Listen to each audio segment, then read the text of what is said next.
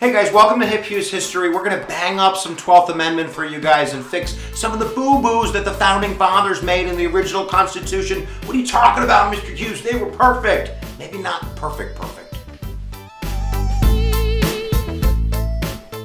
All right, here we go, guys. We're not going to read this constitutional amendment like we do some of the others. It's pretty wordy. We're just going to kind of right down the lane explain it to you. This is meant to fix the problems of the Electoral College. Yeah, guys, there's problems with Article 2, Section 1, Clause 3, the Electoral College, the process for electing the president. And these problems arise both in 1796 and in 1800. So why don't we take a look at those two elections, and then we'll kind of briefly explain what the 12th Amendment's going to do to fix those problems, and then we're going to go have a fantastic day of learning and growing as young people and lifelong learners on the internet. All right, so let's start with 1796. The way that the constitutional process works before the 12th Amendment is basically that each elector votes for two people. The two people he thinks bestest would be the bestest president.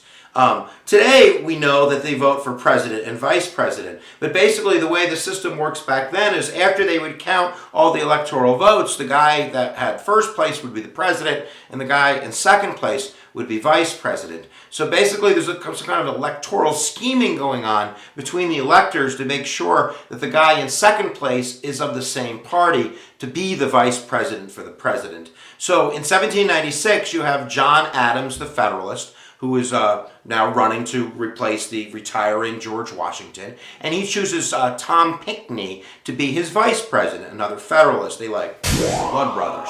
And then you have Thomas Jefferson and his vice president, I think it's Aaron Burr. They're the Democratic Republicans. So what was supposed to occur was only like one guy, I think, one elector, is supposed to throw his vote away. So every other Federalist votes, John Adams, Thomas Pinckney. And then one of them is supposed to vote their vote away, like give it to Jefferson or something. So the guy in second place would be a Federalist, Thomas Pinckney. And the problem is they don't communicate very well, and a number of them do that. So what occurs? You get Thomas Jefferson in second place. So for 4 years, and it's the only time in American history that this has really happened, you have two opposing parties that don't want to work together that are the president and the vice president of the United States. And I think that this is freaking people out. Maybe not back then because Thomas Jefferson's a cool cat, but in the future, if you have this recurring situation where the vice president has a benefit if the president drops dead, namely he'll become president, you have like a House of Cards situation. You have like a Kevin Spacey scheming thing going on there. So that's the first problem. The president and the vice president aren't running on the same ticket. So let's look at 1800. All right, 1800 is the problem of the tie, because if everybody does their duty, if everybody votes the way that they're supposed to vote, then you'd end up with a tie, because whoever the president would be, the vice president, their second choice, would have the same number of votes. So somebody's got to throw their vote away, otherwise it doesn't work. So in 1800, you have Thomas Jefferson and Aaron Burr running against John Adams. And this time, it's heavily favored to be the Democratic Republicans. Somebody's got to throw their vote away. Somebody's not going to vote for Aaron Burr, right? Wrong. They all vote Jefferson Burr. So you end up in a tie, and it gets thrown into the House of Reps. The problem that gets further compounded because it's not the new Congress that elects the president, and then it would be no problem because the Democratic Republicans had a banner year in 1800. It's the old Federalist Congress, and those sons of you-know-whats, they don't want to give Jefferson the presidency. So they go through, 5, 10, 15, 20, 30, 35, 36 rounds trying to choose the president. At the end of the day, it's Alexander Hamilton, who's the hero of the situation, who convinces his Federalists that it's best that they make sure that Jefferson gets the presidency. Let bygones be bygones.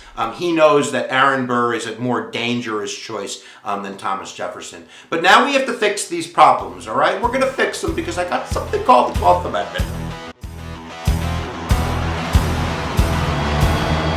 So the 12th Amendment, at the end of the day, it's really long, guys. At the end of the day, it's going to have two distinct ballots for the presidency and the vice presidency. So when the electors are casting their votes, they don't have to worry about ties or who comes in second, all this nonsense. It'll be the ticket that wins, and we don't have to worry about all this nonsense. You do still have this favorite son clause, though. And what this clause is, it's also in the original Constitution, that if you're an elector from Texas, you're not allowed to choose a president and vice president that are both from Texas. This was supposed to stop like the favorite son syndrome, that every state would just elect people from their state. The only time this has ever been of any concern was in 2000.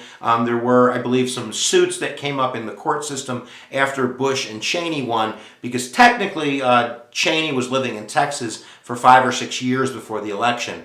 So technically, according to the 12th Amendment, the people in Texas, the electors from Texas, should not have been able to vote for Bush and Cheney. But the courts ruled that he changed his license the last couple of weeks before the election. But that's in that amendment. So having the president and the vice president also is going to stop that problem of ties or anything occurring like that happened in 1800. And now, basically what occurs is like the Electoral College. After we have the election, it goes to a joint session of Congress where the vice president, acting as president of the Senate, is the official counter of the Electoral College. And then if nobody gets the majority of votes, this is still the same, it gets thrown into the House of Reps for the presidency. Rather than having 5 from the list, which is in the original Constitution, the 12th Amendment says that there will be 3 from the list.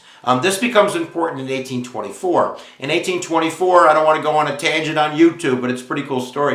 In 1824, you have 4 big Democratic Republicans running. You have Andrew Jackson, you have John Quincy Adams, you have William Crawford, and you have Henry Clay. And these 4 guys, nobody gets the Electoral College win. So the top 3, which are going to be Jackson, Adams, and Crawford, they go to the House of Reps. Crawford's really sick, so he doesn't count anymore. So the Congress, the House of Reps, has to choose between John Quincy Adams, who kind of lost the election, the popular vote, and this new kid on the block, Andrew Jackson.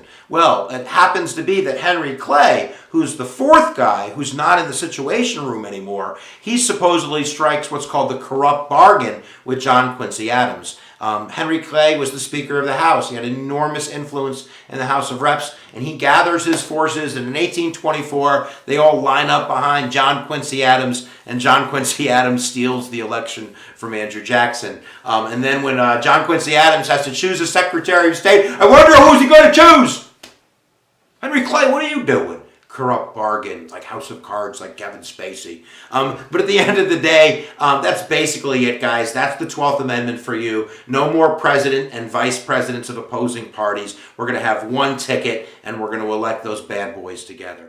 Giddy up for the learning, guys. If you haven't checked out Hip Hugh's history, why don't you click on that teacher's face? I think that's one of the teachers out there that shows my videos sometimes. So click his face, and you'll zip off to Hip Hugh's history, where you'll find like 300 videos, and you subscribe for free. Fun, focused video lectures. All right, where attention goes, energy flows. We'll see you next time when we do teaching.